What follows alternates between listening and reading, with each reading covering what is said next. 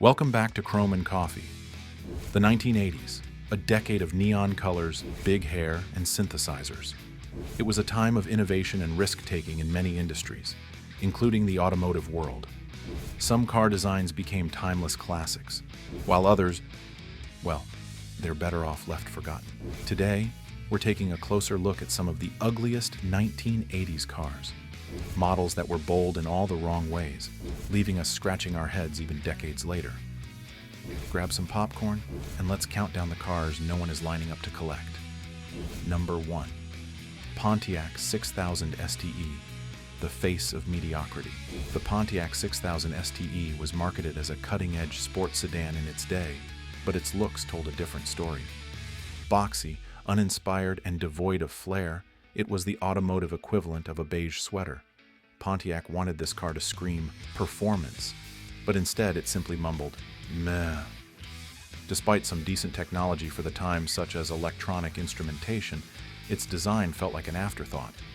Looking back, it's easy to see why the 6000 STE remains unloved and overshadowed by Pontiac's more memorable models from the period. Number 2. Ford EXP, compact confusion. Next up is the Ford EXP, Ford's experiment in creating a sporty two-seat coupe. Unfortunately, it looked more like a shrunken Mustang that forgot how to grow. Its elongated nose and stumpy back gave it the appearance of a car trying too hard to look sleek, but it failed miserably. And don't let the sporty promises fool you. The EXP's underwhelming engine options ensured its bark was worse than its bite. A car meant for the young and trendy crowd of the 80s has become a forgotten relic of questionable design choices. Number 3. AMC Eagle SX4, the odd off-roader. The AMC Eagle SX4 was a bold attempt to combine compact car styling with off-road capability. What we got was a Frankenstein's monster of car design. The high-riding stance didn't mesh with the small hatchback frame, making it look like it had been hoisted on stilts. Though innovative for its time, the SX4's bizarre proportions and lackluster performance left it as an odd footnote in AMC's history. Today, it stands as a reminder that not every bold idea hits the mark. Number 4. Yugo GV, barely a car. When you hear the name Yugo, one word often comes to mind: cheap. The Yugo GV was infamous for its affordability, but that low price came at a steep cost. Its design was as uninspired as its build quality. Boxy, plain, and utterly forgettable, the Yugo looked like it was designed in 10 minutes and assembled in 5. Though it was marketed as an economical option, its frequent breakdowns and comical lack of features made it a laughingstock. Even in the nostalgic 2000s and 20s, no one's clamoring to bring the Yugo back. Number 5. Chevrolet Citation 2. A citation for poor design, Chevrolet Citation 2 had the tough job of replacing the original Citation and making people forget about its quality issues. While it was reliable in comparison, its design didn't do it any favors. Its awkward, sloped hatchback rear, combined with a flat, featureless front end, made it look as exciting as a dishwasher. Despite decent sales in its time, the Citation 2 is now a textbook example of a car that prioritized function over form, and it didn't even do function all that well. Number 6. Subaru XT, wedge of weirdness. Subaru's XT was the car equivalent of a sci-fi prop from a low-budget movie. Its wedge-shaped body and unusual details like pop-up headlights and an airplane-style cockpit were meant to make it seem futuristic. Instead, it was downright bizarre. Though it was technologically advanced for the time with features like all-wheel drive, its odd appearance overshadowed its innovations. The XT was too far ahead in concept, but its execution was a disaster that left it isolated in the auto world. Number 7. Renault Alliance, the definition of dull. When Renault joined forces with AMC to produce the Alliance, they weren't aiming for flash. And they certainly succeeded in that department. With zero personality, the Alliance looked like the auto equivalent of plain oatmeal.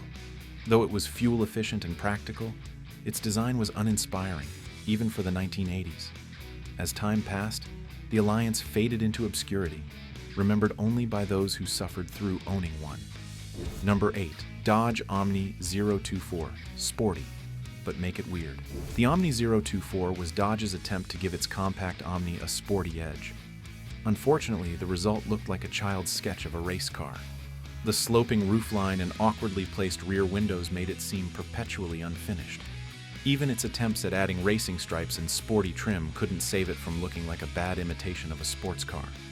Today, it's a forgotten experiment best left in the past. Number 9. Chrysler LeBaron Woody Convertible. Confusion on wheels. The Chrysler LeBaron Woody Convertible was a car that truly defied logic. Who thought adding fake wood paneling to a convertible was a good idea? The result was a clash of beachside vibes and outdated station wagon aesthetics that left people scratching their heads. Even in its heyday, the LeBaron Woody Convertible was a niche choice at best. Today, it's simply something you'd see at a car show and wonder, why? Number 10. Ford Granada, US. All box, no style. Ford's Granada was supposed to exude luxury, but its blocky, unimaginative design had the opposite effect. Oversized grills, uninspired lines, and a bulky profile made it look more like a hand-me-down than a status symbol. While it served its purpose as a reliable sedan, its looks have ensured it remains firmly in the forgettable category. Collectors and enthusiasts alike give it a hard pass. Number 11. Mitsubishi Tra. Forgettable from every angle. The Mitsubishi Tra wasn't just bland, it was aggressively bland.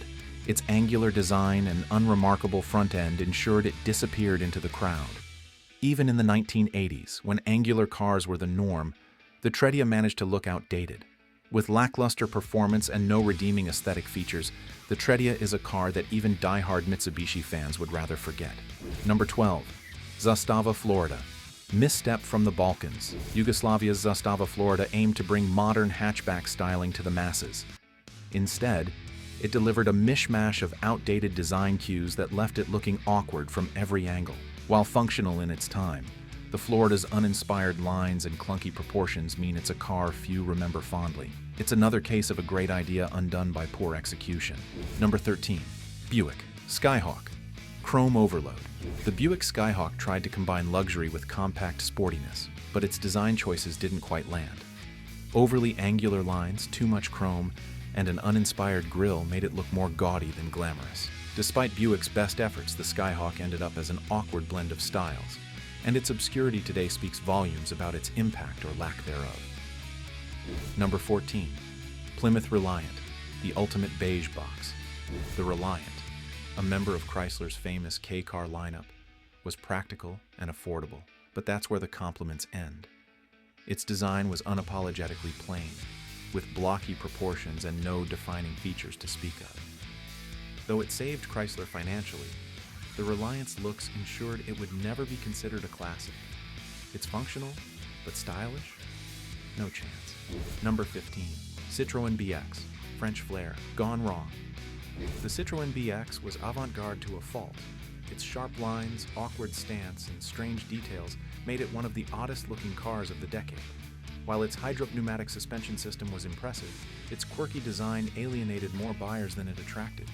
Even in Europe, where quirky cars often find popularity, the BX struggled to gain lasting appeal. Today, it's remembered as a misguided attempt to push boundaries. There you have it, the ugliest cars of the 1980s that no one wants anymore. While some cars from this decade have become beloved classics, these models mostly remind us that not every experiment is a success. What do you think?